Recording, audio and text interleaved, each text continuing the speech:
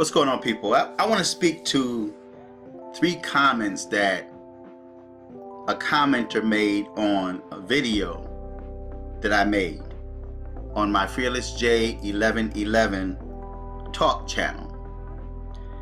Subscribe to that channel if you have not already. Fearless J 1111 Talk. The first comment he made was, "A real man will take care of his woman and family. Teach her, and she's got to be quiet and listen. Especially, he is proving her with, or providing her with the right knowledge." Now, that's good in a realistic world, but in 2019, we're not living in a realistic world. The second comment says, "Today, the black man is still not the head of the table. If you don't teach your woman anything, how is she going to grow?" Well, first of all, you can't teach the unteachable.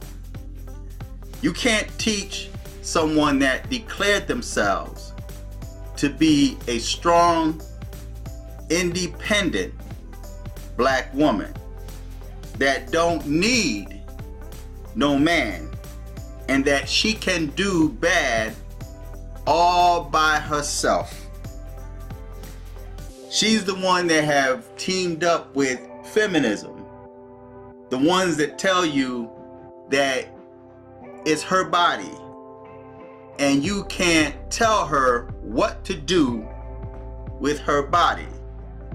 So if you impregnate that woman and you being the man that you claim to be, take responsibility to support that child and take care of that woman, she's telling you that you have no authority to tell her what to do with her body. So if she chooses to, she can abort or murder your child.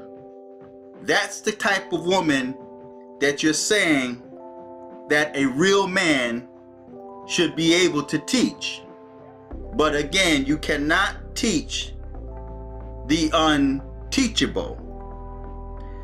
The third comment was, "When a black man degrades a black woman, he degrades himself." Now, I've never been able to understand that. How can I, as an individual, be responsible for the actions of another adult that was raised by a totally different set of parents with different moral values or lack of moral values and rules? And even if she was taught with the same moral values or similar, she is still an individual person that deem herself as stronger than you. So if you have a woman or a female that declared herself as being stronger and smarter than you and independent of you, how can you teach her? And why should a man be held accountable for the actions of someone else? So according to this person's belief system, if I go down in the hood and I see a black female that's degrading herself, and I suggest to her, trying to teach her that she's worth more than men slobbing over her body, or she's prostituting herself or twerking herself or showing her naked body off online, and I tell her that she's worth more than that, well, am I responsible? Am I degrading her? Because in 2019, that's how you define degrading someone. See, I've never degraded anyone. I only point out your actions and tell you or suggest that you stop that, which I would also interpret as being a teacher trying to teach you that that's not how a woman supposed to present herself. Now, it's easy for black females, being that he's talking about black women, it's easy for black females to criticize black men. We've been criticized all our lives, but not one time was a black female told that when she degrades a black man, she degrades herself. Not one time have that ever happened. Even in church, even when the female is wrong in church, the man is always blamed for her actions, although she declares herself as being strong and independent. Now you see in this photo, you have a cartoon image of an overweight being, right? But yet this cartoon, it says, I'm a strong, independent black Pokemon. And we know that it's referencing black females. And on the bottom it says, who don't need no trainer. So if you feel, if you're out of shape and you don't view yourself or see yourself as being out of shape and you feel you don't need a trainer, then why should I, as an individual, be held accountable or degrade myself or be looked at as degrading myself because I tell this female that's overweight that feel she don't need a trainer that you're overweight? And I've told women before that they need to come down off their weight because it will create health problems. It would take you out. You have children. And I'm sure you would want to be around a long time to support your children. But in return, I'm bashing. So now I'm bashing you because I'm showing enough love to tell you that you need to come down off your weight because it's going to create health problems. You're not breathing right, you're breathing heavy, and you're still stuffing burgers down your throat.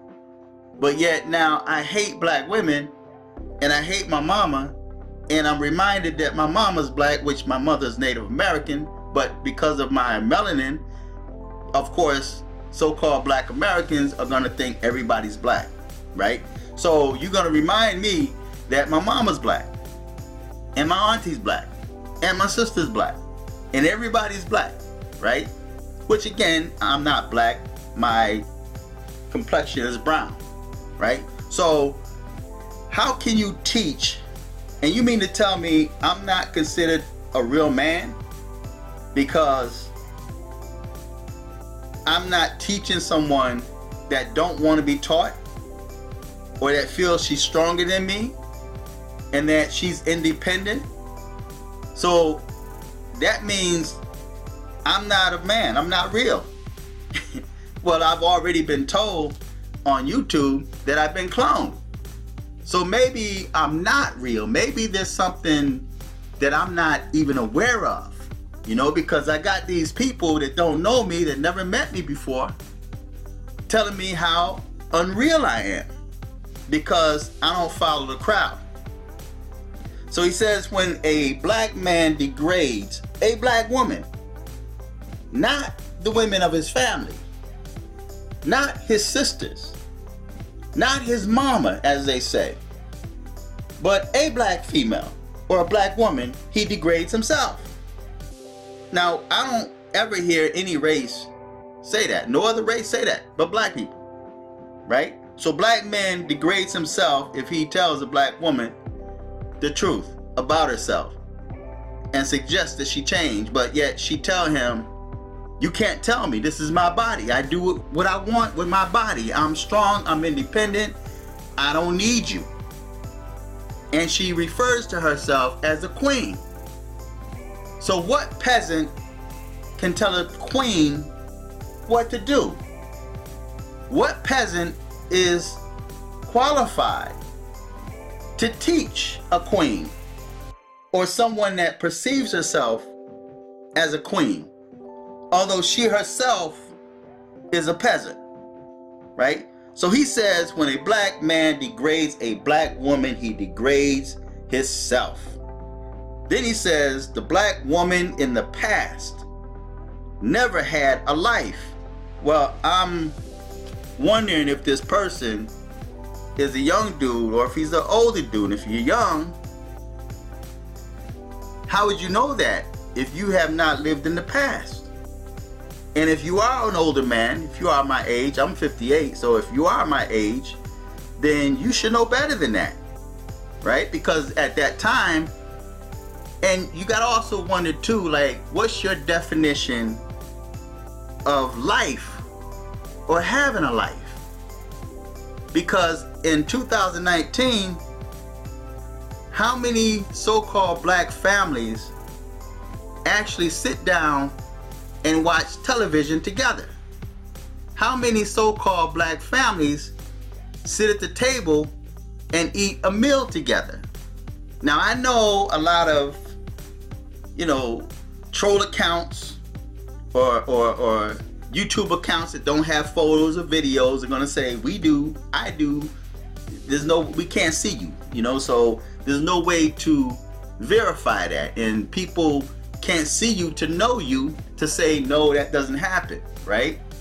But that doesn't happen in this day and time. There used to be a thing that came on TV back in the 70s and even back in the 60s that says, it's 7 o'clock.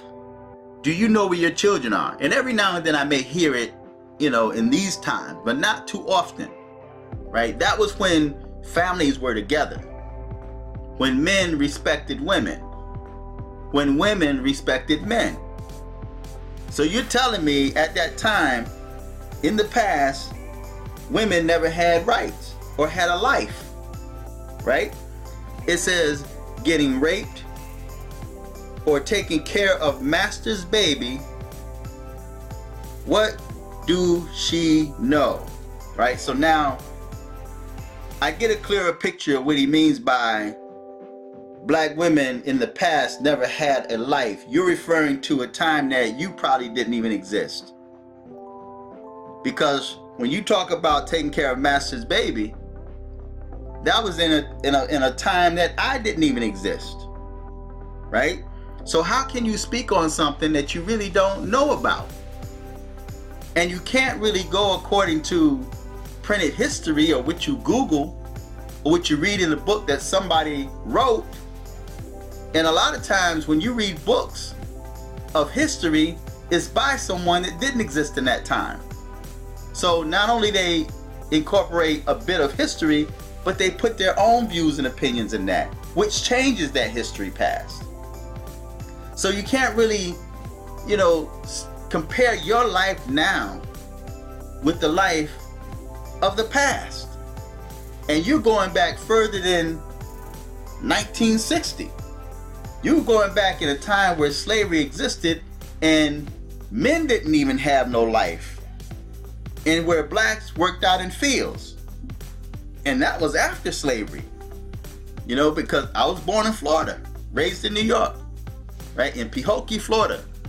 I was born on a farm, right? So you go back in time where before blacks were even in captivity, something that you don't know anything about.